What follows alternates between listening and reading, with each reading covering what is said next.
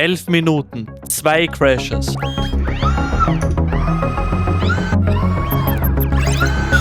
Crash 1, kurz vor Skyline. Runde 129 und es war mein zweiter Stint. Vor Skyline geht einer mit vollem Tempo über den Curb, direkt ins Kiesbett. Und in diesem Moment trifft mein Kopf eine Annahme. Der bleibt im Kies. Das war keine Entscheidung, das war eine Vorhersage. Er kommt zurück, ich gehe vom Gas und ich bremse. Aber nicht so, als hätte ich eine Notbremsung eingeleitet, weil mein Kopf einfach schon weiter war. Der war schon in der nächsten Kurve. Ausgewichen, in die Wand, 11 Minuten verloren. Bremse ist rot, blau ist das Gas und weiß ist die Referenzrunde. Du siehst, wie ich in der Kurve davor lifte, um langsamer zu werden und etwas Rotation am Entry zu bekommen. Dann stehe ich wieder voll am Stempel und fast die komplette Passage vor Skyline voll am Gas. Bis zu dem Punkt, wo ich wieder zum Spritsparen lifte. Und hier die Crash-Runde. Siehst du den Unterschied? Ich lifte schon die Kurve davor wesentlich weniger. Damit komme ich aber am Entscheidungspunkt mit ca. 4 km/h mehr an. Mehr Tempo, weniger Vorbereitung, eine schlechtere Ausgangslage. Ich komme also mit knapp 220 km/h ums Eck und lifte. Das ist der Moment, in dem ich beobachte und nachdenke. In diesen 60 Metern verzögert das Auto nur 1 km/h. Dann bremse ich leicht aus Unsicherheit und gehe danach sogar wieder aufs Gas. Ich bin also wieder 50 Meter später noch auf 207 km/h. Dann fange ich an zum Bremsen, aber so richtig auf der Bremse bin ich erst 60 Meter später. Wir sind hier bei einem Weg von 170 Metern. Das sind bei der Geschwindigkeit knapp 3 Sekunden, bei denen ich das Auto sicher verzögern hätte können. 3 Sekunden verschenkt. Die Regel ist simpel. Wenn ein Auto vor dir von der Strecke geht, bremsen. Sofort. Nicht schauen, ob er zurückkommt und auch nicht hoffen. Wenn du bremst und dann noch ausweichst, verlierst du 4 bis 6 Sekunden. Nicht zu bremsen und abzuwarten hat mich und meinem Team 11 Minuten gekostet. Und vielleicht sogar das Podium. Und das Gemeine ist, wenn man auf der Strecke im Rennen ist und im Fokustunnel ist, dann vergehen diese 3 Sekunden wie ein Wimpernschlag. Und genau deshalb brauchst du eine eintrainierte Regel und darfst nicht nach Gefühl fahren. Das war Crash 1. Danach war für mich klar, keine Annahmen mehr, nur mehr klare Entscheidungen. Eigentlich. Wir haben uns von P21 zurück auf P16 gekämpft. Vor mir P13. Sami Bouri im Porsche. Aber überraschend langsam. Ich lifte aus Sicherheit schon früher als in einer normalen Spritsparrunde. Und er ist trotzdem so langsam, dass es mich richtig überrascht und ich das Auto fast auf der Bremse verliere. Er rutscht über die Vorderachse, ich sehe die Lücke.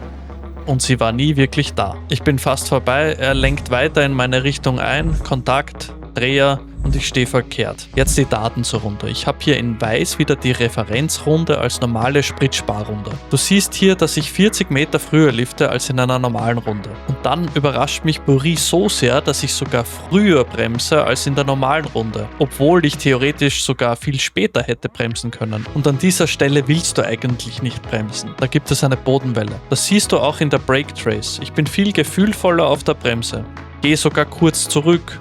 Ich hätte das Auto verloren, wenn ich das nicht gemacht hätte. Und du siehst auch im Replay, wie unruhig sich das Auto verhält. Nach dem Moment bin ich hinter ihm. Aber warum bin ich jetzt trotzdem in die Lücke reingestochen? Weil ich einen echten Vorteil hatte. Ich bin am Entry weiter außen, also habe ich einen flacheren Winkel durch die Kurve. Und die Kompression durch die Steigung gibt extra mechanischen Grip, während er gerade über diese Stelle drüber rutscht. Außerdem sind wir sehr langsam. Der Throttle Trace zeigt, dass ich fast 40 Meter früher aufs Gas gehen kann. Deutlich früher als normal. Und das ist der Vorteil, den ich nutzen wollte, damit ich an dem langsamen Fahrer noch vor dieser langen Bergpassage vorbei kann. Dann wird es relativ schnell enger als erwartet. Man sieht hier, ich lifte und bremse hier nochmal, um nochmal eine Spur enger zu fahren, aber es reicht nicht. Das war mein Fehler. Und es folgt die erste Berührung. Ich öffne kurz die Lenkung, gehe dann aber wieder voll aufs Gas, um vorbeizugehen. Die Situation gibt den Grip her. Dann der zweite Kontakt. Bouri ist abseits der Ideallinie weit innen und er lenkt immer noch nach links, in mich hinein. Ich bin schon fast vorbei, Kontakt, Dreher. Die Root Cause oder Fehlerursache.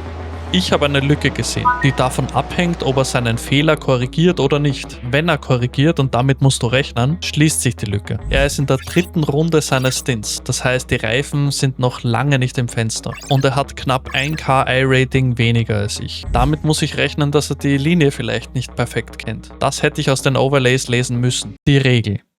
Wenn eine Lücke davon abhängt, ob ein anderer seinen Fehler korrigiert oder nicht, dann ist das keine Lücke. Wenn ich auf die nächste Gerade gewartet hätte, wäre ich sauber vorbei. Er war sowieso langsamer. Ich hätte über den Berg 2 bis 3 Sekunden verloren und sogar noch ein bisschen Sprit gespart. Aber so habe ich 1 Minute verloren und das lohnt nicht. 2 Crashes.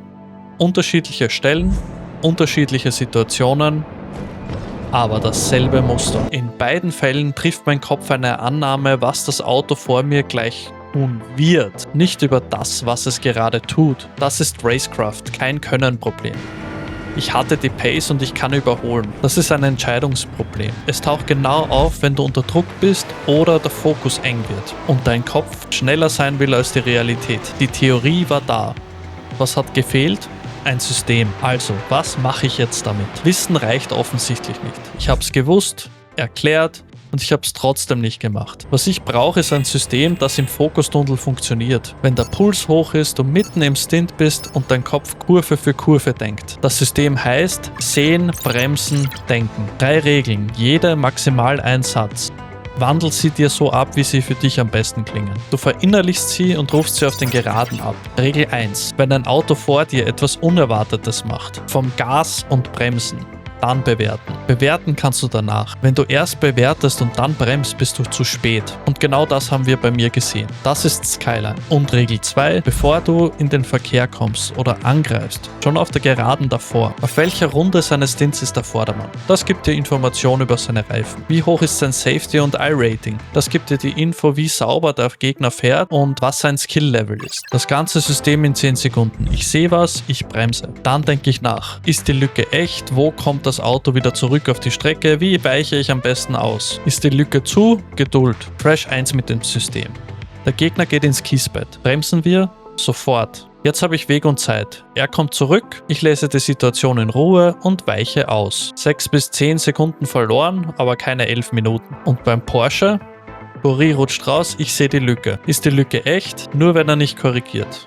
Also keine echte Lücke. Dahinter bleiben, Sprit sparen und auf der nächsten Geraden vorbei. Rechnerisch waren die Top 5 drinnen, vielleicht sogar ein Podium. Die Pace war also da. Was gefehlt hat, war nicht das Können. Für mich hat ein System im Moment gefehlt, in dem mein Kopf schneller sein wollte als die Realität. Aber jetzt habe ich ein System, mit dem sich mein Kopf trainieren lässt. Auf langen Geraden sage ich die Sätze laut. Sehen, bremsen, dann denken. Dann wird das Ganze zum Reflex. Eine Frage an dich.